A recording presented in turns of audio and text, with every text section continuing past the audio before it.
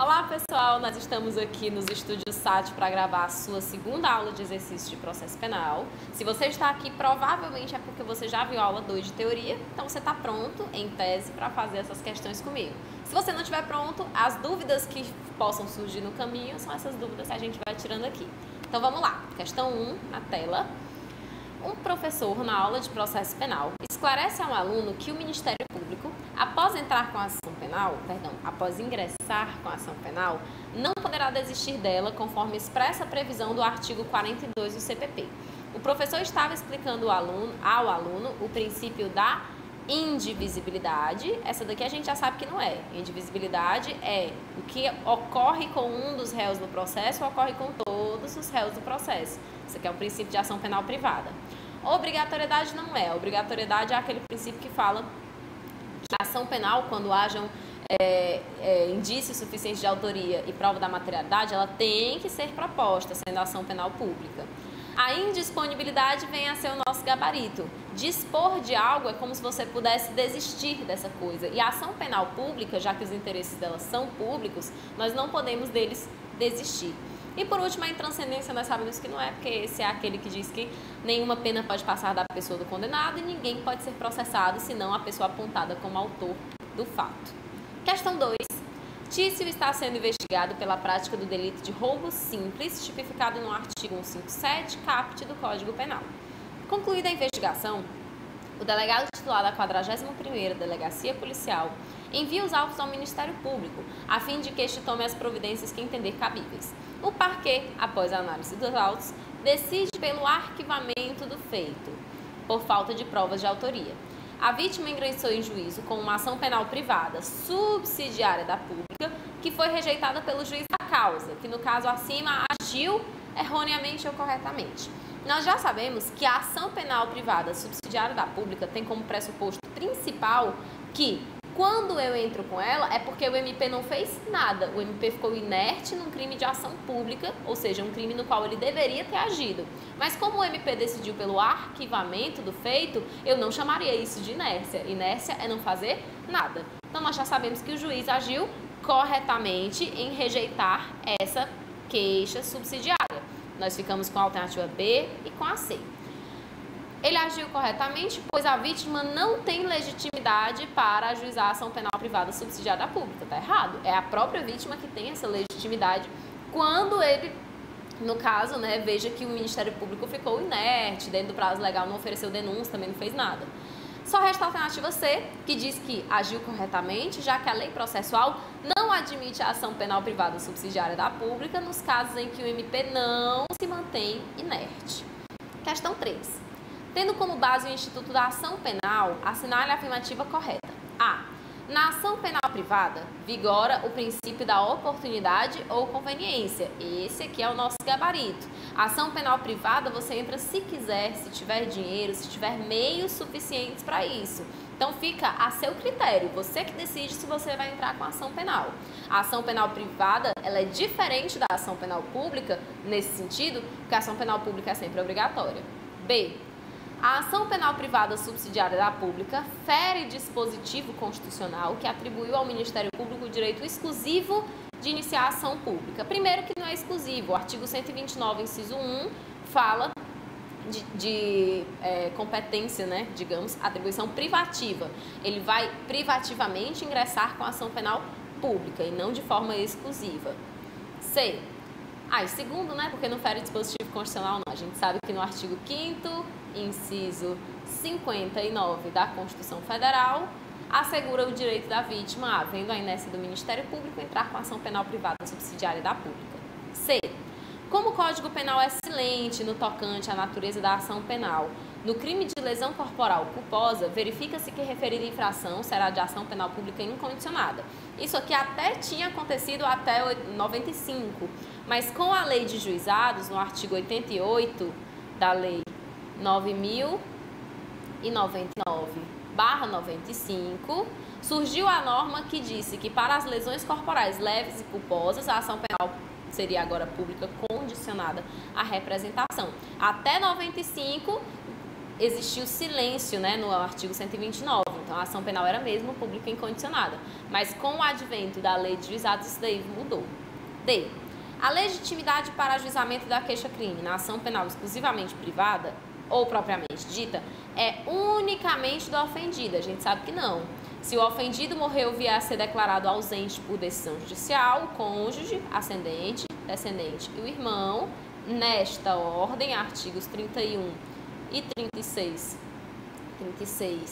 do CPP, diz que eles poderão entrar no lugar da pessoa, no lugar do ofendido, nos casos em que a ação penal privada tenha sido iniciada e posteriormente o ofendido tenha falecido ou sido declarado ausente. 4. João e José, músicos da famosa banda NXY, se desentenderam por causa de uma namorada. João se descontrolou e partiu para cima de José, que é a nossa vítima, agredindo-o com socos e pontapés, vindo a ser separado da sua vítima por policiais militares que passavam no local e lhe deram voz de prisão em flagrante. O exame de corpo de delito revelou que 2 dedos da mão esquerda do guitarrista José foram quebrados e o braço direito luxado, ficando impossibilitado de tocar o seu instrumento por 40 dias. Já que ele ficou impossibilitado de praticar essa atividade habitual por mais de 30 dias, nos termos do artigo 129, parágrafo 1º do Código Penal, nós já sabemos que essa lesão corporal é uma lesão corporal chamada lesão grave. Se encaixasse em alguma das hipóteses do parágrafo 2º, seria lesão corporal gravíssima. A lesão corporal que não é leve ou culposa vai sempre ser de ação penal pública incondicionada. O que quer dizer que aqui na alternativa 4, a única alternativa correta é a alternativa D, que diz que a ação penal, na hipótese, trata-se de crime de ação penal pública incondicionada. 5. Fernanda, durante uma discussão com seu marido Renato, levou vários socos e chutes. Inconformada com a agressão, dirigiu-se à delegacia de polícia mais próxima e narrou todo o ocorrido. Após a realização do exame de corpo de delito, foi constatada a prática de lesão corporal leve por parte de Renato. O delegado de polícia registrou a ocorrência e requereu as medidas cautelares constantes do artigo 23 da Lei 11.340/2006. Após alguns dias e com o objetivo de reconciliação com o marido, Fernanda foi novamente à delegacia de polícia, requerendo a cessação das investigações para que não fosse ajuizada a ação penal respectiva. Diante do caso narrado, de acordo com o recente entendimento do Supremo Tribunal Federal, assinale a afirmativa correta. A. No âmbito da Lei Maria da Penha, nos crimes de lesão corporal leve, a ação penal é condicionada à representação. Em entendimento do STF, acompanhando a súmula 542 do STJ, nós sabemos que lesão corporal em uma situação de Lei Maria da Penha, ou seja, de violência doméstica e familiar contra a mulher, a ação penal vai ser ação penal pública incondicionada, tá, galera? Então aqui a gente não tem negócio de condicionado à representação, não. Nesse caso aqui, as outras lesões corporais fora do âmbito da Lei Maria da Penha, que sejam leves ou culposas, podem ser sim de ação penal pública condicionada à representação, de acordo com o artigo 88 da Lei de Juizados. B. No âmbito da Lei Maria da Penha, nos crimes de lesão corporal leve, a ação penal é pública incondicionada, sendo impossível interromper as investigações e obstar o prosseguimento da ação penal. Esse é o nosso gabarito, porque ele está de acordo tanto com a súmula 542 do STJ, quanto, se eu não me engano, com o artigo 41 da Lei Maria da Penha, que diz que as disposições da Lei de Juizados não se aplicam aos crimes cometidos dentro das hipóteses dessa lei, né? Das hipóteses de violência doméstica e familiar. C. No âmbito da Lei Maria da Penha, nos crimes de lesão leve, a ação penal é pública incondicionada, mas é possível a retratação da representação. Se é incondicionada, de que representação o item está falando? Ele próprio se contradiz. D. No âmbito da Lei Maria da Penha, nos crimes de lesão corporal leve, a ação penal é pública condicionada à representação. Também está errado, tá? Se fosse condicionada à representação, aí sim a gente poderia falar em retratação e que ela poderia retratar deste ou daquele outro modo, etc. Questão 6. Em determinada ação penal privada, na qual se apura a prática dos delitos de calúnia e difamação, a parte não apresenta, em alegações finais, pedido de condenação em relação ao delito de calúnia, fazendo-o tão somente em relação ao delito de difamação. Com relação ao caso apresentado, assinale a afirmativa correta. Quando é que a gente vai reparar que nesse caso aqui vai ser extinta a punibilidade do querelado, no caso, né? Querelado, a gente falou dos 4 cavaleiros do Apocalipse, que são a decadência, a perempção, o perdão do ofendido e a renúncia, certo? Nesse caso aqui, nós vemos que o artigo 60, inciso 3, parte final foi o que aconteceu, que é quando o querelante, na hora de fazer as suas alegações finais, que é a última petição, a última manifestação antes da sentença, não pediu, como diz aqui no final, a condenação em relação a algum dos crimes. Em relação ao delito de calúnia, ocorreu perempção, certo? Então a alternativa A vai ser a nossa correta. Dizer que não ocorreu perempção está errado, porque teve aqui um caso específico que é igualzinho ao artigo 60, inciso 3. Não ocorreu perdão tácito e nem renúncia. Questão 7. Fábio, vítima de calúnia realizada por Renato e Abel, decide mover a ação penal privada em face de ambos. Após o ajuizamento da ação, os autos são encaminhados ao Ministério Público, pois Fábio pretende desistir da ação penal privada, movida apenas em face de Renato, para prosseguir em face de Abel. Será que ele pode fazer isso? Nós vimos que dentro da ação penal privada há o princípio da indivisibilidade, que diz que o pau que dá em um tem que dar em outro. Ó. Não tem esse negócio de, não, eu vou processar só um dos autores do meu delito. Eu vou renunciar, deixar de processar só um deles, vou deixar o resto sendo processado. Eu vou perdoar só um e não vou perdoar os outros. Isso não existe. O que vai para um, vai para outro, porque a ação penal privada não pode ser utilizada com o propósito de vingança, tá? Então aqui a gente vai colocar o seguinte: quer entrar com a ação penal? Tudo bem, mas você vai entrar com a ação penal em relação a todas as pessoas, porque a ação penal vai ser para punir o crime e não necessariamente um ou outro autor que você não goste. Então vamos lá. A ação penal privada é divisível, errado. Divisível é a ação penal pública, que o MP pode denunciar não todos os indiciados e depois adicionar. Isso daí pode para a ação penal pública, para a privada não. A ação penal privada é indivisível, tudo bem. Logo, Fábio não poderá desistir da ação penal apenas em face de Renato. A B vai ser o nosso gabarito. C. A ação penal privada é obrigatória. Falso. A ação penal pública é obrigatória. A ação penal privada segue o princípio da oportunidade e da conveniência. Certo? Ok. A ação penal privada é indisponível. Indisponível é a ação penal pública, da qual não se pode desistir. Mas aqui na ação penal privada, eu tenho o perdão, que é um modo de eu desistir, e eu tenho também a perempção, que é um modo de eu desistir, entre aspas, porque eu fui um pouquinho negligente. Então, parece que eu não estou com muita vontade de fazer esse processo funcionar. Questão 8. Carlos foi indiciado pela prática de um crime de lesão corporal grave, que teria como vítima Jorge. Após o prazo de 30 dias, a autoridade policial elaborou relatório conclusivo e encaminhou o procedimento para o Ministério Público. O promotor com atribuição concluiu que não existiam indícios de autoria e materialidade, razão pela qual requereu o arquivamento. Lembrando que ele requereu o arquivamento porque isso daqui é pré-pacote anticrime, né? Então, antes a gente seguir aquele rito antigo da outra redação do artigo 28. Então, aqui, antiga redação do artigo 28 do CPP. Anotem aí. Inconformado com a manifestação, Jorge contratou advogado e propôs ação penal privada subsidiária da pública. Nesse caso, é correto afirmar que caso a queixa seja recebida, o Ministério Público não poderá agitá-la ou interpor recurso no curso do processo. No artigo 29 do CPP, que disciplina a ação penal privada subsidiária da pública, diz que o Ministério Público vai atuar podendo aditar a queixa, repudiar a queixa inteira e oferecer uma denúncia substitutiva, propor meios de prova, interpor recurso. Tanto que até se o cara for negligente, ele pode pegar de volta a ação como parte principal. Então tá errado a alternativa A. B.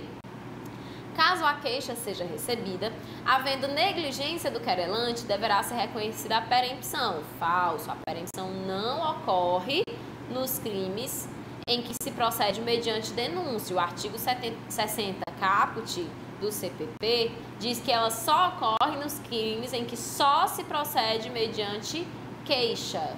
Se era um crime de ação penal pública, se procede mediante denúncia e não mediante queixa, certo? Então lembrem-se que o artigo 60 não vale para a ação penal privada subsidiária. subsidiária.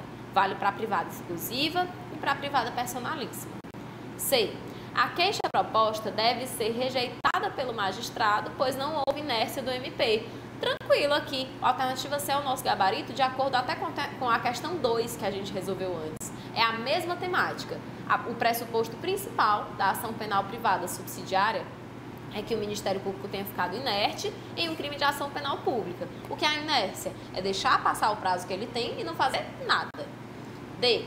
A queixa proposta deve ser rejeitada pelo magistrado, tendo em vista que o Instituto da Ação Penal Privada Subsidiária da Pública não foi recepcionado pela Constituição Federal. Tanto foi recepcionado como o artigo 5º, no inciso 59, vocês viram meu sofrimento para achar esse inciso, eu vou ficar falando direto agora. O artigo 5º, inciso 59 da Constituição Federal, fala exatamente sobre o direito à ação penal privada subsidiária da pública para o ofendido que observou que o Ministério Público não está cumprindo o seu papel, certo? Então, já que a gente tem isso assegurado na Constituição, não tem como dizer que ele não foi recepcionado, tá? 9. Silva foi vítima de um crime de ameaça por meio de uma ligação telefônica realizada em 2 de janeiro de 2016. Buscando identificar o autor, já que nenhum membro da sua família tinha tal informação, requereu de imediato, junto à companhia telefônica, o número de origem da ligação, vindo a descobrir no dia 3 de julho de 2016 que a linha utilizada era de propriedade do ex-namorado da sua filha, Carlos, razão pela qual foi até a residência deste, onde houve a confissão da prática do crime. Quando ia ao Ministério Público, na companhia de Marta, sua esposa, para oferecer representação, Silva sofreu um infarto e veio a falecer. Marta, no dia seguinte, afirmou oralmente perante o promotor de justiça que tinha interesse em representar em face do autor do fato, assim como seu falecido marido. Então, ó, de acordo com o artigo 39 do Código de Processo Penal, essa representação aqui foi válida, tranquilinha, tudo certo. Diante do apelo da sua filha, Marta retorna ao Ministério Público no dia 6 de julho de 2016 e diz que não tem mais interesse na representação. Ainda assim, considerando que a ação penal é pública condicionada, o promotor de justiça ofereceu denúncia no dia 7 de julho de 2016, um dia depois dela ir lá dizer que não queria mais, em face de Carlos pela prática do crime de ameaça. Considerando a situação narrada, o advogado de Carlos, em resposta à acusação, deverá alegar que ocorreu decadência, pois passaram mais de 6 meses desde a data dos fatos? Não. A decadência ocorreria se passassem mais 6 meses desde a data do conhecimento da autoria e não do dia em que o fato ocorreu, tá certo? Lembra aqui do artigo 38 do Código de Processo Penal que fala sobre a decadência. A representação não foi válida, pois não foi realizada pelo ofendido, mas só pode, o ofendido morreu. Então, se por causa disso não é válida, então não vale de nada a manifestação de vontade que ele fez antes de morrer, né? C. Ocorreu retratação válida do direito de representação. Correto. O artigo 25 do CPP diz que a representação será irretratável depois de oferecida a denúncia. Elas foram no dia 6 e a denúncia foi oferecida só dia 7. Então, elas conseguiram fazer isso a tempo de valer para os termos do artigo 25 do CPP. E na D, dizendo que a representação não foi válida, depois foi realizada oralmente, vale, é doido. Sai daí, né? Porque a representação a gente sabe, o artigo 39 é claríssimo, dizendo que ela pode ser escrita, pode ser oral, pode ser para o juiz, pode ser para o MP, pode ser para o delegado, pode ter ali tudo organizadinho com como aconteceu o crime, ou pode ser acompanhada de um inquérito policial onde a própria autoridade policial, colhendo os depoimentos, ela mesma já foi juntando as peças do que foi aconteceu, depoimento da vítima pode servir como termo de representação, não precisa de formalidade, não tem uma solenidade específica. Então, esse negócio de dizer que não valeu só porque foi oral, amado, oral é tudo de bom. No dia 31 de dezembro de 2015, Leandro encontra em uma boate Luciana, com quem já mantiveram uma relação íntima de afeto, na companhia de 2 amigas, Carla e Regina. Já alterado em razão da ingestão de bebida alcoólica, Leandro, com os ciúmes de Luciana, inicia com esta uma discussão e desfere socos em sua face. Um adicional aqui que eu quero fazer para vocês. Não é porque o relacionamento terminou que esses socos aqui que ele deu não fazem parte do rito da Lei Maria da Penha, tá? É importante dizer que mesmo que eles tenham apartado, se a agressão, se a violência aconteceu por causa do relacionamento julgamento pretérito, então se configura a Lei Maria da Penha, mesmo que eles já tenham terminado, certo? O importante é que tenha sido em razão da relação íntima de afeto que eles tinham antes. Carla e Regina vêm em defesa da amiga, mas descontrolado, Leandro também agride as amigas, causando lesões corporais leves nas três. Diante da confusão, Leandro e Luciana são encaminhados a uma delegacia, enquanto as demais vítimas decidem ir para suas casas. Após exame de corpo de delito confirmando as lesões leves, Luciana é ouvida e afirma expressamente que não tem interesse em ver Leandro responsabilizado criminalmente. A súmula 542 do STJ diz que essa declaração dela aqui não adianta muita coisa não, porque a ação penal vai ser pública e incondicionada, no caso de lesão pela Lei Maria da Penha, lembrando que foi o caso ocorrido com ela. As duas outras amigas é que não foram Maria da Penha, porque não tinha relação íntima de afeto para motivar as agressões. Em relação às demais lesadas, não tiveram interesse em ser ouvidas em momento algum das investigações, mas as testemunhas confirmaram as agressões. Diante disso, o Ministério Público, em 5 de julho de 2016, oferece denúncia em face de Leandro, imputando-lhe a prática de 3 crimes de lesão corporal leve.